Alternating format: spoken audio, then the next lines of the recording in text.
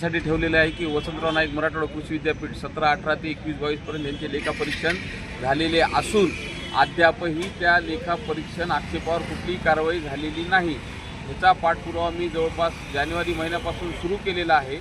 तर ही गोष्ट आतापर्यंत म्हणजे मग ह्यांनी मी म्हणलं की ह्यांच्यावर कारवाई का झाली नाही नियमाप्रमाणे, तर त्यांनी म्हणले की आम्ही ह्यांचे देयक बंद करू। मग अचानक यांनी देयक बंद केले, लगेच ते देयक सुरू केले आणि कुलगुरू साहेबांनी मला विनंती केली की येत्या 2 महिन्याचा वेळ द्या, आम्ही हे सगळे लेखाक्षेप यांचे क्लिअर करू, जे की अतिशय गंभीर आहेत। परंतु 30 एप्रिल ही त्यांची 2 महिन्याची मुदत 30 एप्रिलला संपली होती।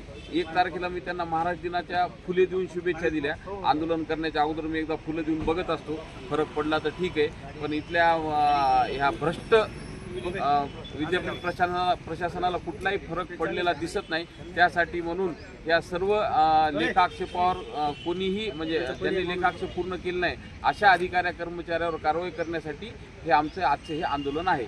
सन्माननीय जिल्हाध्यक्ष रुपेशभाई देशमुख, तालुकाध्यक्ष अनिल गुचाले, अर्जुन टाक असे सगळेजण आंदोलनात आम्ही सहभागी आहोत। अधिकारी आपल्याकडे भेट घेण्यासाठी परत म्हणले की आम्हाला अजून 15 दिवसाची वेळ द्या आणि मग मी त्यांना म्हणलं तुम्ही घरी जा। तुम्ही सतरच नाही,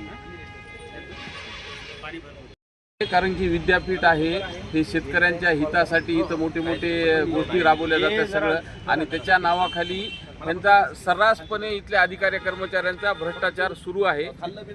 ही गोष्ट शेतकऱ्याचे लेकरं इथं मरायला लागलेले आहेत, म्हणजे आत्महत्या करण्याची वेळ शेतकऱ्यावर यायला लागलेली आहे आणि हे यांचा भ्रष्टाचाराचा सुसाटा चालूच आहे। कोण पाठीशी झालं ते आपण सतत ओ चोरो बांधो भारा, आधा तुम्हारा आधा हमारा, सगळेच चोर आहेत।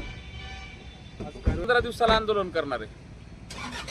म्हणजे एखादा डॉक्टर नाही का अगोदर एखाद्या आजाराला गोळी देऊन बघतो, मग इंजेक्शन देतो, मग सलाईन देतो आणि मग ऑपरेशन करतो। तर आज गोळी देऊन बघण्याचा प्रयत्न आहे, पण जोपर्यंत कारवाई होणार नाही तोपर्यंत दर 15 दिवसाला महाराष्ट्र नवनिर्माण सेना त्यांच्या आंदोलनावर ठाम आहे आणि राहणार।